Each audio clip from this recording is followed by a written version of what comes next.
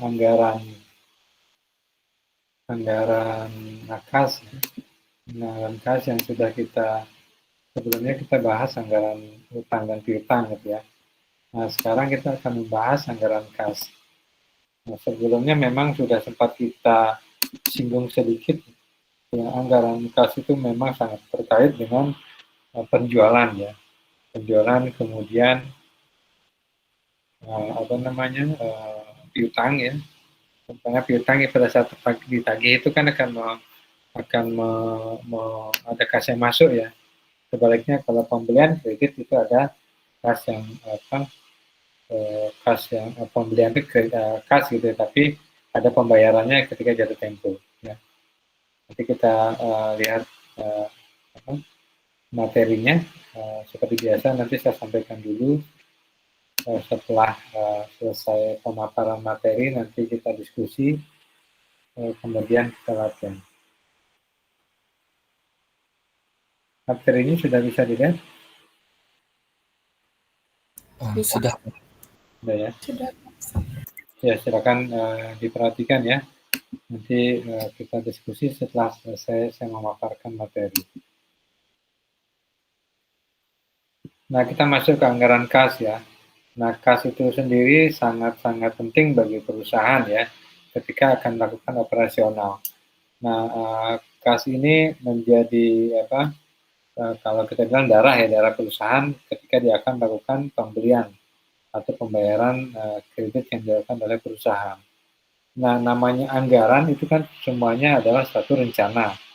Nah, untuk anggaran kas itu bisa kita definisikan sebagai suatu proyeksi ya, proyeksi atau estimasi terhadap penerimaan dan pengeluaran ya, atau terhadap posisi kas kita pada waktu tertentu itu atau periode tertentu di masa yang akan datang. Nah, tentunya di dalam proyeksi atau estimasi kas ini itu akan sangat bergantung kepada kegiatan yang meliputi pembelian, penjualan, pembayaran ya atau utang, kredit itu akan sangat mempengaruhi kas suatu perusahaan. Nah, inilah yang dibuatkan anggaran untuk memastikan bagaimana posisi kas suatu perusahaan itu pada periode tertentu. Jadi ini harus dipastikan sehingga perusahaan bisa melakukan kegiatan baik itu operasional, kemudian pembayaran, pembelian atau investasi yang lain. Nah, salah satu di sini definisi yang disebutkan oleh Sumarso ya, proyeksi penerimaan dan pengeluaran selama periode tertentu di masa yang datang atau saldo yang ada pada awal atau akhir periode tersebut. Jadi sama proyeksi penerimaan dan pengeluaran dalam periode tertentu yang kemudian bisa melihat saldo ya, dan posisi akhir dari kas itu contohnya ya. Nah, dari pengertian yang kedua dan ketiga itu hampir sama ya, hanya saja dia menyebutkan sebagai estimasi ya, posisi kas. Jadi proyeksi sama estimasi itu sama saja. Nah, tujuan, kita masuk ke tujuan. Nah, tujuan anggaran kas ini yang pertama adalah untuk mengetahui kemungkinan posisi kas ya. Nah, anggaran kas itu akan bisa melihat atau anggaran kas itu menyusun ya, itu bisa kita akan bisa melihat ya kemungkinan atau posisi kas saat itu ya sebagai hasil dari rencana operasional perusahaan. Artinya ketika kita telah mempelajari anggaran penjualan, anggaran bahan baku, anggaran tenaga kerja, overhead dan lain-lain.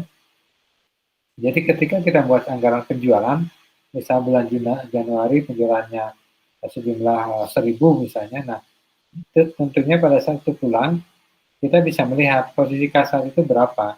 Nah, tentunya kan tidak hanya bersumber dari penjualan ya.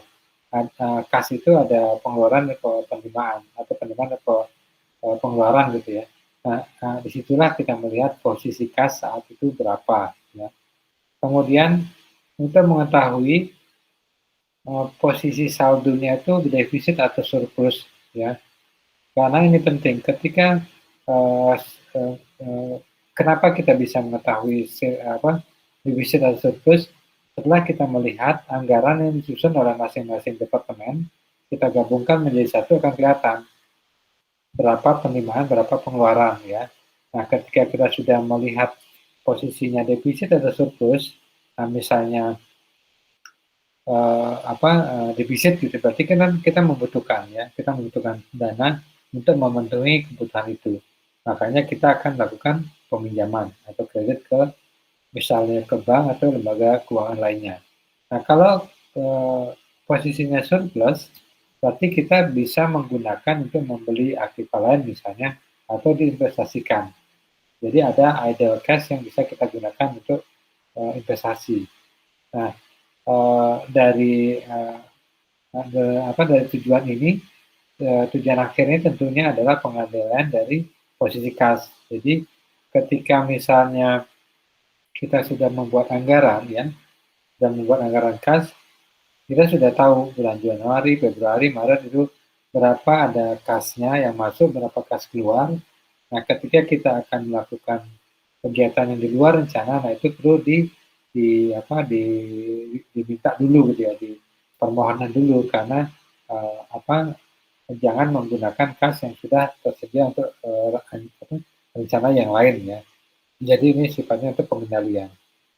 Jadi saya ulangi kembali, kita tujuannya untuk mengetahui posisi kas ya, posisi kasnya pada saat tertentu, kemudian posisi kas ini apakah surplus atau defisit. Nah, kalau surplus kita bisa gunakan investasi, kalau defisit kita bisa melakukan peminjaman untuk memenuhi kebutuhan kas tersebut. Kemudian tahapan penyusunan. Nah, tentunya yang pertama adalah seperti yang saya sampaikan tadi, menyusun ya, atau menyiapkan estimasi dari penerimaan kas. Tentunya penerimaan dari mana saja, misalnya dari departemen penjualan gitu ya, ada penerimaan kas, atau di bagian keuangan yang akan menagih utang gitu ya, atau menagih piutang. Nah, penerimaan kas ini kemudian disandingkan dengan pengeluaran ya, menyusun estimasi pengeluaran dari semua bagian, semua departemen. Nah, kemudian kita sandingkan bagaimana selisihnya, apakah defisit atau surplus ya. Ketika surplus itu kita bisa membuat rencana untuk investasi ya, biar tidak ada dana yang menganggur atau idle. Nah, ketika defisit kita harus mencari tambahan, sumbernya dari mana ya. Kebutuhannya itu bisa kita ambil dari pinjaman kredit. Nah, kemudian dari estimasi penerimaan, pengeluaran, kemudian selisih ini itu kita evaluasi kembali untuk memenuhi match-nya ya. Jadi ketika memang defisit dan akan atau wajib dilaksanakan kegiatan itu, transaksi itu, maka kita wajib mencarinya atau tambahan pinjaman. Jadi itulah kita menyusun kembali perkiraan tadi sehingga akan menjadi anggaran kas yang sempurna. Nah, anggaran penerimaan itu dari mana saja? Nah, tentunya yang pertama tentunya dari penjualan ya. Penjualan terhadap barang atau jasa yang dibuat secara tunai oleh perusahaan. Kemudian penagihan piutang ya, ketika perusahaan ini menjual secara kredit itu akan ada piutang yang dibayar. Kemudian ada juga penjualan aktiva. Tetap misalnya perusahaan kan memiliki banyak aset ya, banyak aset yang memang akan diganti ya, tentunya dijual ya, atau dia memang menjual aset yang sudah ada gitu ya. Jadi itu dijual, ada pemasukan kas. Kemudian atas investasi perusahaan di lain gitu, misalnya investasi saham gitu ya, ada dividen yang masuk ya, bisa dimasukkan. Kemudian ada penambahan modal dari pemegang saham gitu, bisa saja ya. Kemudian pinjaman utang dari pihak lain, kalau kita melakukan pinjaman, banyak kas masuk. Nah, tentu saja misalnya ada penerimaan lain ya, misalnya ada penerimaan sewa atau penerimaan lain yang dilakukan oleh atau diterima oleh perusahaan. Misalnya perusahaan memiliki banyak gedung gitu ya, gedung-gedung pertemuan itu disewakan, itu ada penerimaan dari kas. Sebaliknya pengeluaran. Nah, pengeluaran tentunya semua yang dikeluarkan atau ada pembayaran oleh perusahaan ya. Misalnya pembelian bahan baku, ya pembayaran upah tenaga kerja, ya overhead pabrik, nah itu pengeluaran utamanya dari perusahaan. Kemudian sebagai supporting dari kegiatan operasional itu bagian administrasi ya, ada pembayaran untuk gaji, untuk administrasi lainnya yaitu pengeluaran. Kemudian misalnya kita membeli Aktiva ya, Aktiva tetap karena memang sudah harus diganti, kita membeli yang baru. Atau kita menambahkan Aktiva yang sudah ada, tidak ada pengeluaran. Kemudian ada pembayaran kembali utang ya, ketika kita melakukan pinjaman kredit dari bank atau lembaga keuangan, ketika ada pembayaran itu berarti kas keluar. Atau pembayaran kembali investasi dari pemilik perusahaan ya. Jadi kita membayarkan ke ownernya atau pemegang saham, itu kita akan melakukan pembayaran, pengeluaran kas. Atau pembayaran sewa ya, misalnya kita menyewa gedung ya, atau membayar dividen atau bunga dan lain-lain, itu pembayaran atau pengeluaran kas dari perusahaan. Nah, selanjutnya schedule transaksi finansial. Ketika perusahaan itu posisi penerimaan dan pengeluarannya defisit, ya, artinya untuk menjalankan rencana ini perusahaan akan melakukan pinjaman ya, pinjaman baik itu ke bank atau lembaga keuangan. Nah, ketika melakukan pinjaman berarti ada schedule pembayaran pokok dan pembayaran bunga. Nah, itulah yang akan disiapkan di dalam schedule ini ya. Nah, di dalam menyusun schedule ini itu dibutuhkan minimal ya ada tambahan informasi terkait dengan estimasi saldo kas tahun sebelumnya, kemudian persediaan kas minimum ya istilahnya kas besi ya, seperti cash balance ya, minimal kas yang harus ada gitu ya, kemudian penerimaan pinjaman dan pembayaran pinjaman dan bunga. Itu yang harus ada informasinya untuk menyusun schedule transaksi finansial. Nah, dari materi tadi kita akan melihat bagaimana kalau kita lihat ilustrasinya di dalam satu perusahaan ya, ketika perusahaan akan melakukan kegiatan baik itu penjualan atau pembayaran ke pembelian. Nah, kita lihat di contoh ini ya, PT Yuda selama 6 bulan pertama 2003. Nah, di dalam 6 bulan pertama dia akan melakukan penjualan tunai dengan penerimaan piutang dan penerimaan lain-lain. Di sini untuk penjualan tunainya ya, bulan Januari misalnya disebutkan 400.000 ya, kemudian Februari-nya 500.000, Maret 730.000 ya, April 160.000, Mei 800.000 dan Juni 900.000. Nah, kemudian mendapat penerimaan piutang ya, tagihan piutangnya 400.000 di bulan Januari, kemudian 500.000 di bulan Februari, 650.000 di bulan Maret, Aprilnya 760.000 dan Mei 660.000, sedangkan Juni 670.000. Kemudian penerimaan lain-lain. Untuk Januari, Februari itu sama 200.000 ya. Kemudian Maretnya 220.000, April 180.000, Mei 140.000 dan Juni 184.000. Itu penerimaan ya. Kemudian kita lihat pengeluaran. Nah, pengeluaran itu ada pembelian bahan mentah, pembayaran upah, ya, ada biaya penjualan, ya, kemudian admin dan pembayaran pajak. Nah, untuk bahan mentah atau bahan baku yang dibayar secara tunai, pembayaran tunai, itu bulan Januari, Februari, Mei, dan Juni itu 600.000. Sedangkan Maret dan April 500 dan 550.000. Kemudian untuk upah buruh ya, Januari ya, Januari, Februari, April dan Mei itu 250.000, sedangkan Maret dan Juni itu 200.000 dan 300.000. Kemudian penjualan, biaya penjualan Januari, Maret dan April itu 200.000, Februari 300.000, kemudian Mei dan Juni 250.000 dan 230.000. Kemudian admin Januari, Februari 350.000, ya, Maret, April dan Mei itu 400.000, Juninya 420.000. Nah, pajak bulan lalu 100.000. Itu total pengeluaran ya. Nah, di dalam estimasi ini terjadi surplus dan defisit ya. Nah, untuk yang defisit itu akan dilakukan pinjaman ke Bank Mandiri. Bulan Januari sebesar 390.000 dan Februari 330.000. Atas pinjaman ini akan dikenakan bunga per bulan itu 2% ya. Kemudian pembayaran pokoknya pada bulan April 200.000, sisanya bulan Mei. Nah, sedangkan estimasi saldo kas tahun sebelumnya 100.000 dan persediaan minimum ditetapkan 50.000. Nah, dari ilustrasi ini kita coba lihat bagaimana kita menyusun di dalam tabel ya. Di dalam tabelnya, nah tentunya kita akan buat pertama kali adalah penerimaan kas dulu ya. Nah, penerimaan kas, kemudian pengeluaran kas, baru kita selisihkan ya.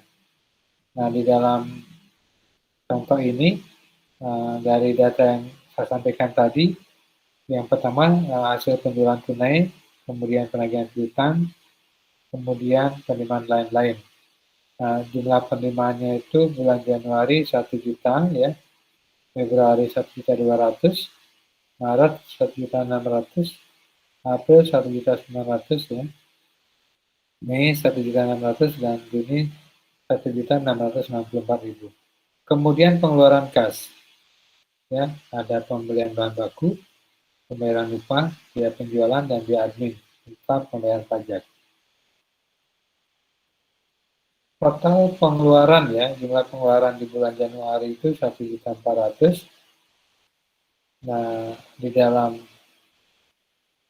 Januari ternyata dia defisit ya, defisit 400.000. Ke Februari pengeluarannya 101.500.000, jadi defisit 300.000. Maret itu pengeluarannya 1.400.000, jadi ada surplus 200.000. April pengeluaran 1.400.000, ada surplus 500.000. Mei pengeluarannya 1.500.000, ada surplus 100.000. Juni pengeluaran 1.550.000, ada surplus 194.000. Nah, di dalam tadi karena ada defisit maka dilakukan peminjaman ke Bank Mandiri. Nah, atas pinjaman itu kita buat schedule penerimaan pinjaman ya. Itu sebesar pertamanya kita melihat di bulan Januari dulu ya. Nah, di bulan Januari kita lihat saldo kas awalnya kan disebutkan 100.000 ya. Kemudian ada penerimaan kredit 360.000 ya. Di sini nah total kas yang tersedia itu adalah 460.000. Itu defisit 400.000 ya. Defisit 400.000. Kemudian ada pembayaran bunga. Ya, bunganya dari mana? Nah, dari 2% dikalikan 360.000, itu 7.200, sehingga saldo akhirnya 52.800. Nah, saldo akhir Januari akan jadi saldo awal di bulan Februari ya. Jadi 52.800. Nah, ada tambahan pinjaman 330, jadi total kas yang tersedia 382.800. Karena defisit 300 dan ditambah bunga. Nah, bunga kenapa 13.800? Karena 2% dikalikan 690.000 ya. 690.000, jadi 13.800. Nah, bulan Maret saldonya 69.000, tidak ada pinjaman ya, jadi sama. Nah, kemudian surplus 200 ditambah dengan kemudian dikurangi dengan bunga sama karena belum ada pembayaran pinjamannya 13.800. Nah, saldonya 255.200 menjadi saldo awal April. Nah, bulan April ada pembayaran 200.000 ya, pinjamannya, sehingga kas yang tersedia 55.200 ya. Kemudian saldonya 500.000, jadi ditambah dengan atau dikurangi bunga 9.800, ini dapatnya dari mana? Dari sisa pinjaman ya 490.000 dikalikan 2% ya. Jadi saldonya 545.400 itu dipindahkan ke saldo awal bulan Mei. Nah, sisa utang dibayar 490.000 ya, jadi saldo tersedia 55.400. Terus 100.000, jadi saldo Mei 155.400. Itu menjadi saldo Juni ya. Saldo Juni kemudian ditambah 144 menjadi 299.400. Nah, dari saldo ini kita lihat, kita pindahkan ke dalam anggaran kasnya ya. Jadi saldo awalnya berapa ya? Ini saldo awal kas ini muncul yang dari ini ya, saldo awal kas ya. Kita pindahkan, kemudian ini penerimaan semua, total penerimaan, dengan kas keseluruhan ya, saldo ditambah total penerimaan ya, kemudian dikurangkan dengan total pengeluaran ya, pengeluaran baik itu pembayaran pajak, utang bank ya, itu kita kurangkan ya, kita kurangkan, itu ketemu dia saldonya ya, saldonya 52.800, 69.000, 25.200, 545.400, 155.400, dan 299.400. Jadi angka yang ini ya, jadi angka saldo akhirnya. Jadi sama dengan di anggaran kas ini. Baik, itu yang saya sampaikan dulu. Nanti silakan kita diskusi. Kalau ada yang masih ragu dari angka-angka itu bisa ditanyakan, atau bisa juga bertanya terkait dengan materinya ya, terkait anggaran kas atau anggaran kas yang ada di perusahaan atau usahanya, atau pernah misalnya belajar ya, silakan kita diskusikan. Silakan.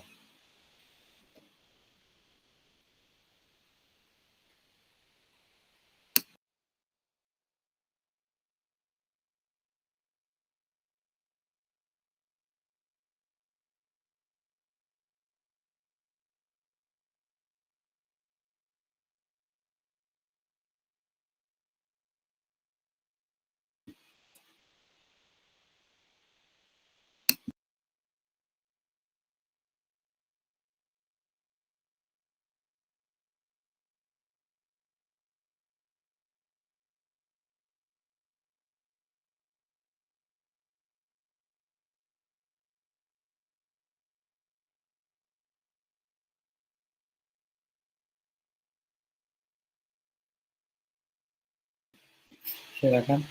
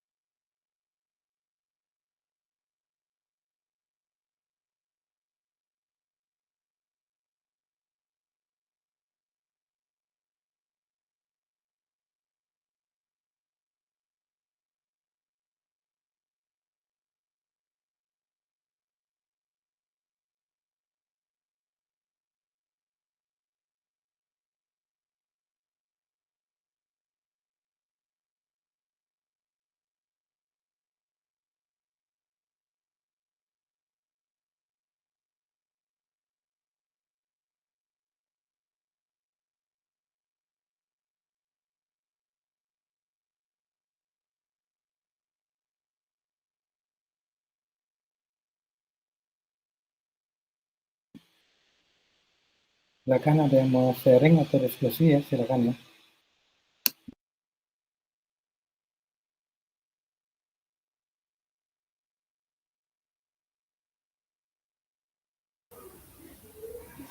Izin bertanya, Pak. Ya, silakan. Ada. Untuk pinjaman kumulatif itu didapat dari mana, nggih? Saya masih Pinjaman belum dapat. yang di Di slide berapa? schedule penerimaan. Di schedule penerimaan pinjaman, Pak. Schedule penerimaan pinjaman yang kumulatif. Nah, ini didapat dari kan pinjamannya ya, pinjamannya 360.000 yang pertama di Januari, kemudian yang kedua Februari 330.000, itu kan di total ya, karena dia belum dibayar ya, pembayarannya kan bulan April sama Mei ya, sehingga bulan Februari dan Maret itu sama dia, 360.000 ditambah 330.000, jadi totalnya 690.000. Bisa ini bisa dipahami? Atau saya share lagi? Bisa, Pak. Ya, saya share ulang ya. Kasih, Pak. Ya, sebentar.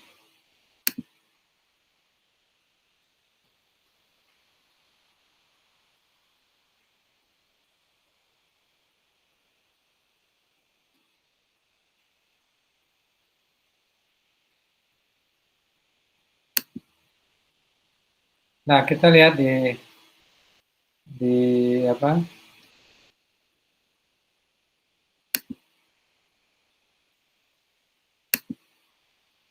Schedule ini ya.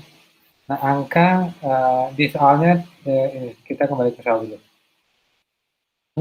Dia kan defisit ya, bulan Januari dan Februari, jadi yaitu bulan Januari menerima pinjaman ya 360.000, kemudian Februarinya 330.000 ya.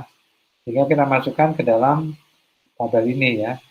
Nah, kita lihat di Januari itu penerimaan kreditnya 360.000, itu makanya sama ya, pinjaman kreatif sesuai dengan yang diterima. Kemudian ada tambahan pinjaman 330.000, nah itu dijumlahkan, itu menjadi 690.000 ya. 360 ditambahkan 330, atau dengan kata lain pinjaman bulan Januari ditambahkan pinjaman bulan Februari. Nah itulah kumulatif ini dikalikan 2% ya bunganya, sehingga mendapat 7.200 dan 13.800. Nah, bulan Maret sama April, bulan Maret sama ya, karena belum ada pembayaran, belum ada pembayaran pokok ya. Nah, ketika bulan April ada pembayaran pokok 200.000, makanya dia berkurang, 690 dikurangi 200.000 sama dengan 490.000. Jadi bunganya 2% dikalikan 490 adalah 9.800. Nah, sampai di sini bisa dipahami? Bisa, Pak. Ya. Ada yang lain? Silakan.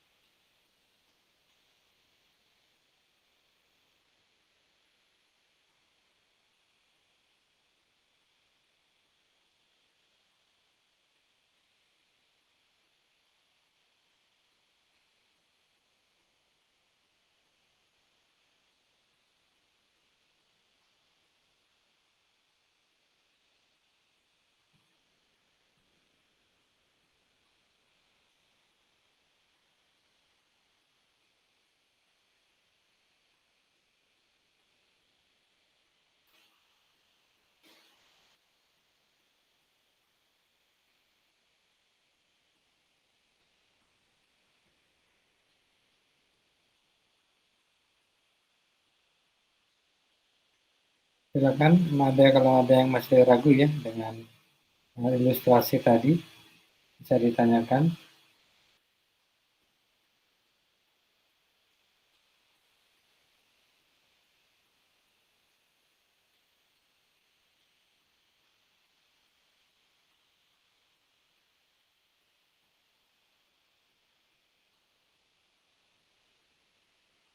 Bisa dipahami? Izin bertanya, Pak. Ya, silakan, Andin. Mohon maaf kalau misalnya saya kelewatan, Pak ya. Ya, apa? Terkait ada informasi persediaan minimum yang ditetapkan sebesar 50.000 tuh untuk kemana itu ya informasinya Pak ya? Soalnya saya cari belum ketemu. Ya, untuk minimum itu ya, Iya. di dalam hal itu kan ada pertama estimasi saldo ya, estimasi saldo kas tahun sebelumnya. Jadi kalau konteksnya kita bayangkan kalau kita membuat anggaran gitu rencana kan semuanya estimasi ya, estimasi tahun sebelumnya berapa gitu ya, estimasi tahun sebelumnya berapa. Kemudian yang kedua adalah melihat saldo minimumnya ya. Saldo minimumnya tadi saya tunjukkan lagi. Saldo minimumnya kan 50.000 ya. Iya. Nah, 50.000 ini di mana kita lihat gitu ya. Nah, saldo minimum kita lihat saldonya saldo kas akhir. Nah, dia tidak langsung tidak muncul secara angka 50.000 ya. Hanya saja dia menjadi kita perhatikan saldo kas akhir ya. Ya. Saldo kas akhirnya kan semua di atas 50.000 ya. Jadi istilah saldo minimum itu adalah untuk melihat ya, jadi untuk menentukan pinjamannya berapa kita minimal kita pinjam sehingga dia melewati angka 50.000 atau sama dengan 50.000. Ya, kurang lebih seperti itu, Andin.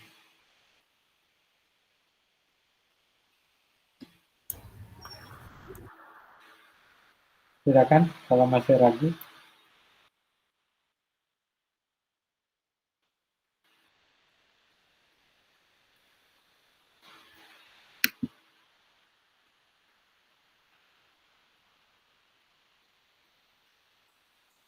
Pak, Ya, silakan.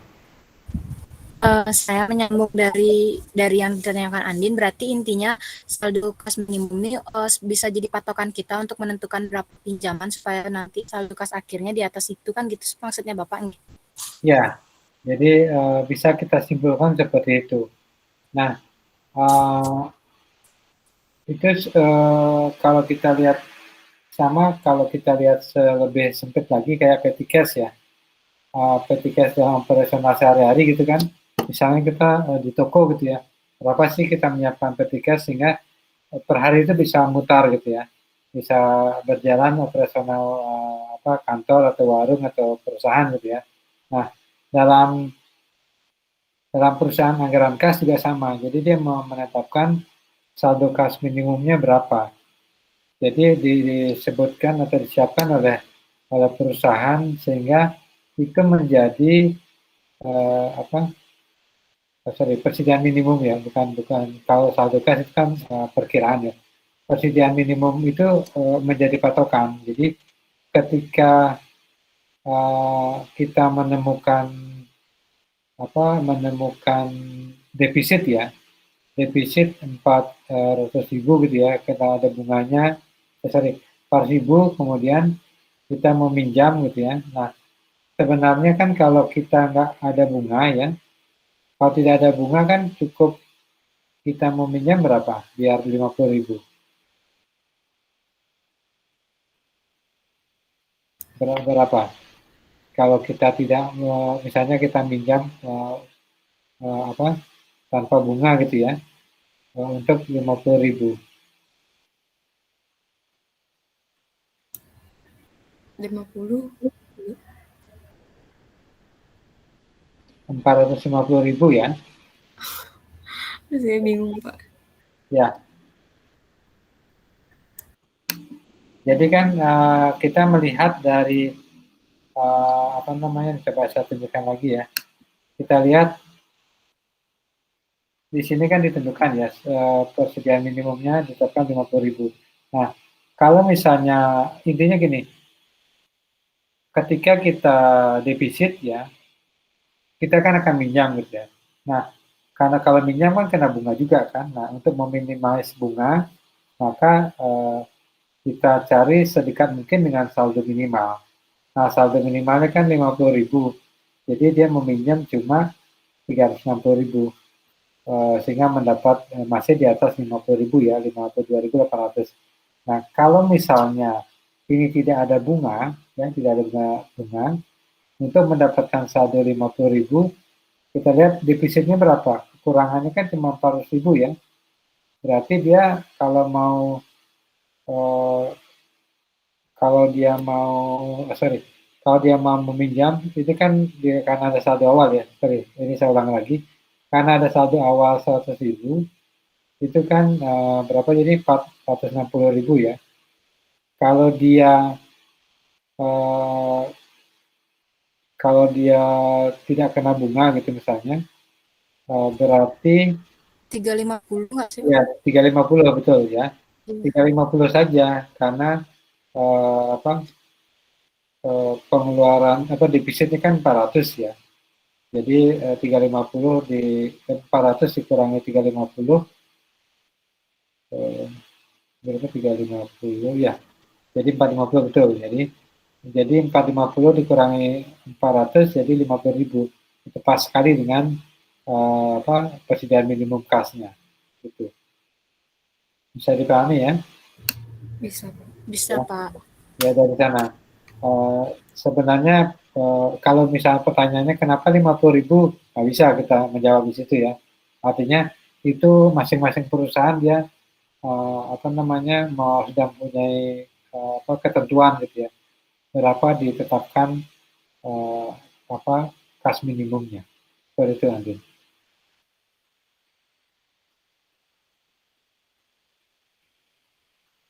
Yang lain bisa dipahami juga ya. Bisa Pak. Ya dari schedule ini, kalau misalnya dia tidak melakukan peminjaman berarti nggak ada schedule ya. Jadi nggak ada schedule penerimaan pinjaman, kan dia nggak ada pinjaman. Nah kalau dia ada pinjaman, ada bunganya, nah itu yang kita buat schedule-nya. Pak, izin bertanya Pak. Ya silakan, nyaman dia. Saya masih bingung yang kalau misalnya dia tidak dikenakan bunga itu Pak, yang jadi 450.000 itu Pak. Mungkin bisa dijelaskan. Ya, menyambung dari pertanyaannya Andin tadi ya, itu kan ya, jadi kan kita berpatokan dari ini dulu ya, persediaan minimum dulu ya, kasnya 50.000. Artinya bagaimanapun kegiatan operasional perusahaan ya dengan dengan pinjaman gitu ya, dia harus memiliki kas minimumnya 50.000 ya. Nah dalam contoh ini kan bulan Januari itu defisit 400.000 ya, 400.000. Kemudian kita melihat schedule penerimaan pinjamannya ya dan pembayarannya. Nah karena ada estimasi saldo kas tahun sebelumnya 100.000, nah 100.000 saldo kasnya. Kemudian dia defisit 400.000 ya. Berarti kan 400.000 100.000 dikurangi 400.000 kan minus 300 ya. Ya enggak? Nah, untuk mendapatkan saldo kas minimum 50.000, makanya kita cukup minjem 350.000 saja. Kalau tidak ada bunga gitu. Sampai di sini bisa dipahami nggak, Nyaman? Kan tadi 100.000 dikurang 400.000 itu jadi 300. Kemudian supaya tidak defisit gitu. Yang di bagian itu. Masih bingung dikit. Ya, gini, saya balik ya. Karena memiliki saldo kas 100.000, kemudian defisitnya 400.000, berapa yang harus kita pinjam untuk mendapatkan saldo saldo kas akhirnya itu 50.000. 350. Oh ya Pak, paham Ya. Pak, baru paham Pak. Ya, gitu ya. Iya Pak. Jadi gitu. Jadi angka 50.000 itu sebenarnya di saldo kas akhir ini ya. Itu kan ini semua di atas 50.000 ya. Jadi di situ. Nah, dalam konteks lain ketika misalnya di sini nih, di bulan Februari ya. Bulan Februari itu eh, bisa aja dia tidak 330 ya. Kalau dia pas 50.000, berapa dia harus minjam ya untuk mengurangi bunganya gitu ya. Ini kan masih lebih 19.000 kan? Ya enggak? Jadi kasarnya kita kurangkan saja dia. Jadi masih masih lebih 19.000 nih dari saldo apa kas minimumnya. Itu ya. Jadi untuk apa yang penting 50.000 plus apa, minimal 50.000. Karena ada kaitan dengan bunga ya. Jadi kalau misalnya kita coba, ada yang mau ngitung nggak? Kalau misalnya berapa pinjaman di bulan Februari sehingga ininya pas 50.000. Kalau nggak ada bunga kan gampang ya. Kalau nggak ada bunga ya. Kalau nggak ada bunga berarti kan 300.000 dikurangi berarti ini 2.800 ya. Jadi 302.800 ya bulan Februarinya. Untuk saldonya 50.000 pas. Bisa dipahami? Tanpa ada bunga gitu, Pak? Ya, misalnya tanpa ada bunga ya. Nah, berarti dari Januarinya, dari saldo kas awal Februarinya tuh juga nggak ada bunga dari Januari. Asumsinya nggak ada bunga. Nggak, kalau misalnya nggak ada bunga berarti kan 50.000. Maksud saya dengan angka misalnya 52.800 ini, kalau nggak ada bunga, berarti kan minusnya kan 300.000 ya. Tinggal ini aja, tinggal ditambah 2.800 ya. Jadi kita minjem 2.800 untuk mendapatkan saldonya pas 50.000. 50.000. Tapi kalau sama-sama tanpa bunga, berarti kan saldonya 50.000 kan.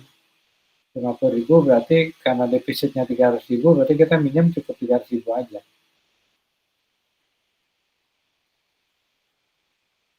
Bisa dipahami? Iya, bisa. Bisa. Ya, nggak bingung ya.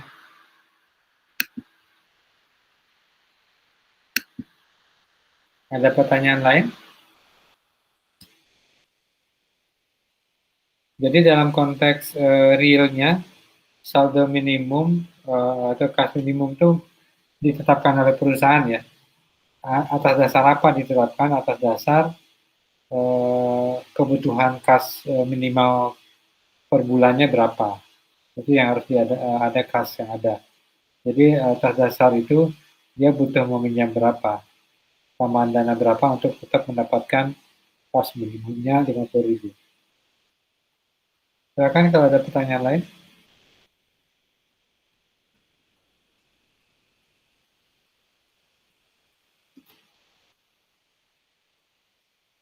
Ada pertanyaan?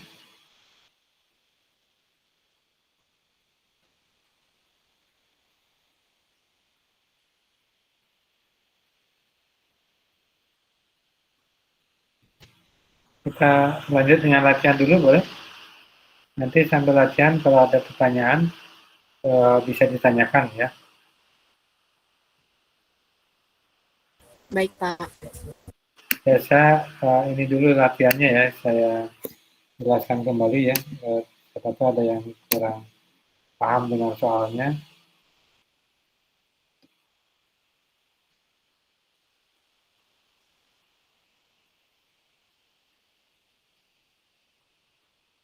Nah, dari latihan ini itu ada kaitannya dengan piutang ya. Jadi PT Megah ini ya akan menyusun anggaran anggaran kas dan ini sorry ini agak saya cek dulu. Anggaran kas, ini anggaran sebenarnya nanti anggaran kas dan piutang ya, tapi ini khusus kita anggaran kas saja ya.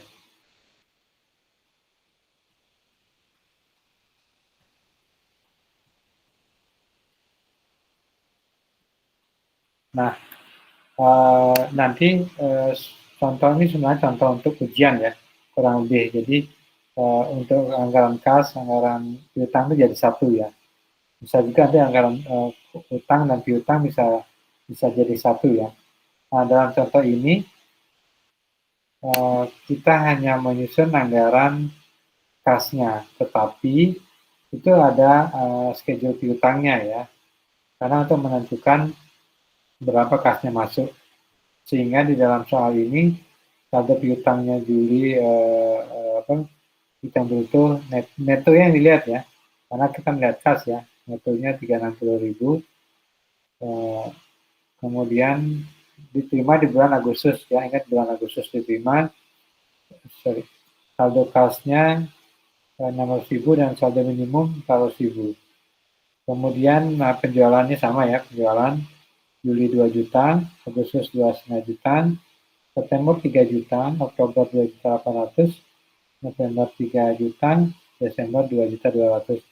Kemudian, nah ini penjualan tunai ya, 70%, berarti 70% dikali penjualan itu kita mendapatkan kas masuk pada bulan yang sama ya. Nah untuk kreditnya itu ada 55% pada bulan yang sama, berarti sama ya, bulan sama. Kemudian 30% pada bulan satu bulan berikutnya, 15% bulan 2 bulan berikutnya, kemudian 10%-nya bad ya, tidak ketagih ya, kerugian. Jadi itu kita bisa menyusun schedule penerimaan piutangnya. Dari angka total itu baru kita masukkan ke dalam kas, penerimaan kas. Kemudian dikeluarkan dengan other expense, kemudian ditambah dengan other income ya, Juli sampai Desember. Nah, di sini yang kita buat adalah anggaran kas Juli sampai Desember. Hanya saja untuk mendapatkan schedule piutangnya bisa juga dibuat ya, untuk mendapatkan angka yang masuk ke dalam kasnya. Sampai di sini ada yang ditanyakan sebelum dikerjakan?